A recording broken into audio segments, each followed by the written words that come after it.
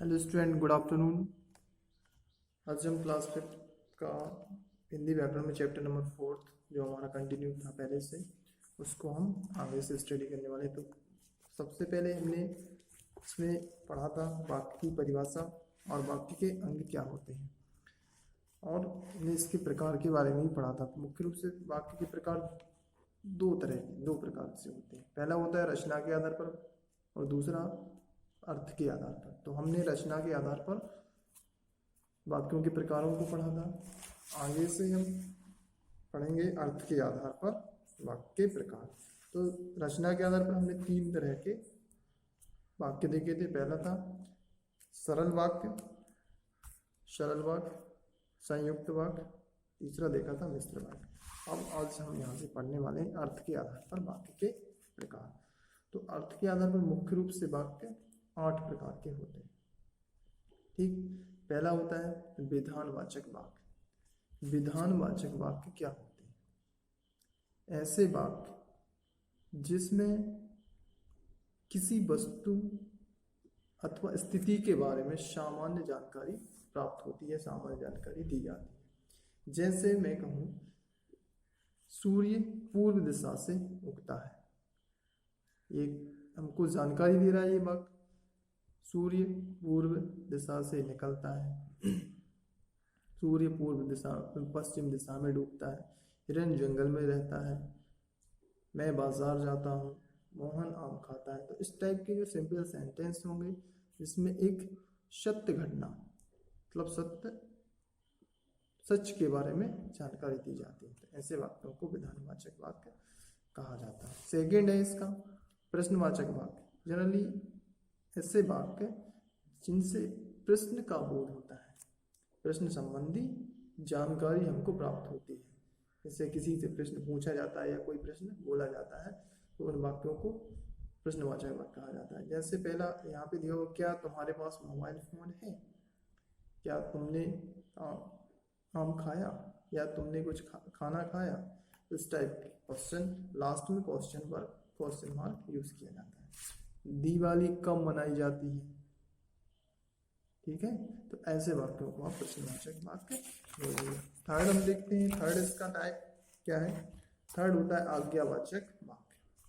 Generally ऐसे वाक्य जिनमें किसी को कोई काम करने का आदेश या निर्देश दिया जाता है, मतलब ऑर्डरेबल सेंटेंस होते हैं।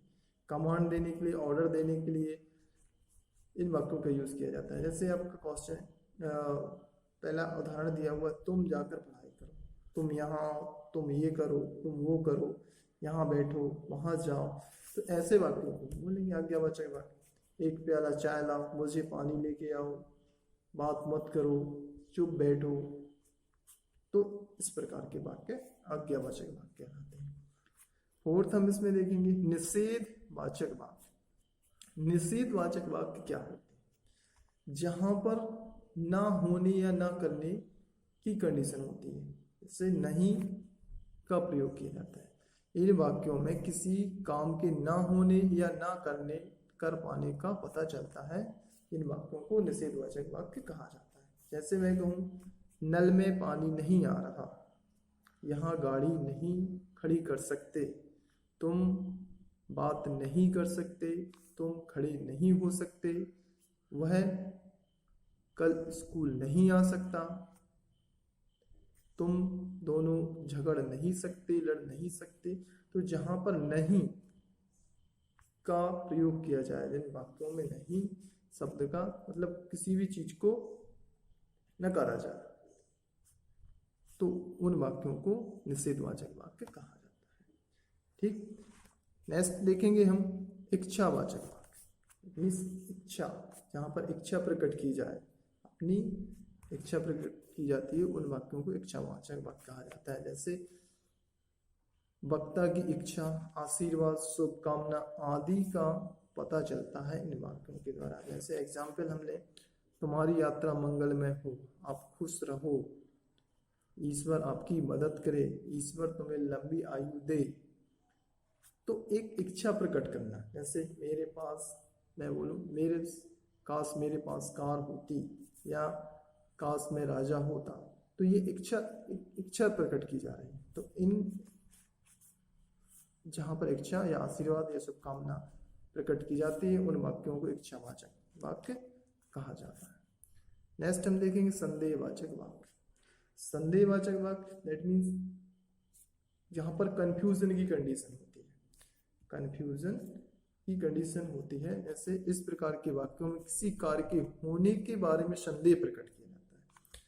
मतलब क्या, से आप कोई भी काम कर रहे हैं तो वहां पर आपको संदेह भ्रम हो, तो इन वाक्यों को, जैसे मैं बोलूं मामा जी शायद आज काम शाम तक आ जाए, शायद आज बारिश हो,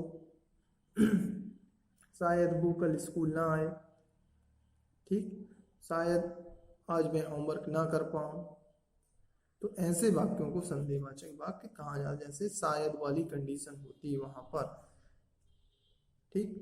अगला हम देखेंगे संकेतवाचक वाक्य, जहां पर सिग्नल मतलब किसी भी चीज का संकेत दिया जाता है, संकेत करके को उसके बारे में बताया जाता है। ऐसे वाक्यों को संकेतवाचक वाक्य कहते हैं। जैसे या किसी भी कार्य की सफलता या असफलता की ओर संकेत किया जाता है, उन वाक्यों को संकेतवाचक वाक्य कहा जाता है। पहला एग्जाम्पल हम देखेंगे, यदि परिश्रम करते तो आप सफल होते, परिश्रम करते तो सफल होते। यहाँ पर संकेत दिया जा रहा है कि आप परिश्रम करो, सफल अवश्य होगे, है ना।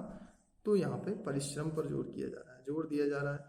तो ऐसे वाक्यों को संकेतवाचक। दूसरा एग्जाम्पल हम देखें, यदि खाना नहीं खाओगे तो सेहत कैसे बनेगी, खाना नहीं खाओगे तो सेहत नहीं। यहाँ पर आप इसमें देखेंगे इतना वाक्य एक निषेधवाचक वाक्य का काम कर रहा है, यदि खाना नहीं खाओगे ना, नहीं का प्रयोग हुआ है। लेकिन ये पूरा एक सेंटेंस हम देखेंगे तो ये संकेत दे रहा है, आपको सिग्नल दे रहा है सेहत खराब हो जाएगी यदि आप खाना नहीं खाओगे।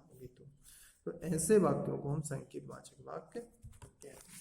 लास्ट हम देखें इसका विस्मयादिवाचक वाक्य। विस्मयादिवाचक वाक्य क्या होते हैं?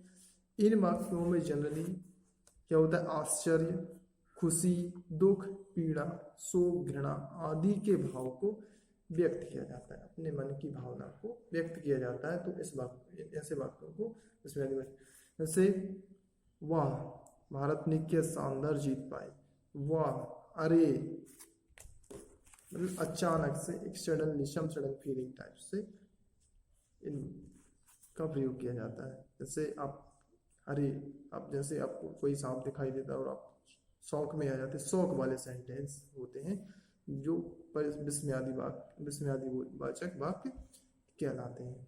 तो हमने यहाँ पे अर्थ के आधार पर 8 प्रकार के वाक्यों को पढ़ लिया। पहला विधानवाचक, प्रश्नवाचक, दूसरा हम देखें आज्ञावाचक, निषेधवाचक, इच्छावाचक और संदेहवाचक, संकेतवाचक वाक्य और विस्मयादिवाचक वाक्य। तो ये आपका चैप्टर नंबर 4 था। वाक्य की परिभाषा, वाक्य के अंग देखे, वाक्य के प्रकार देख लिए।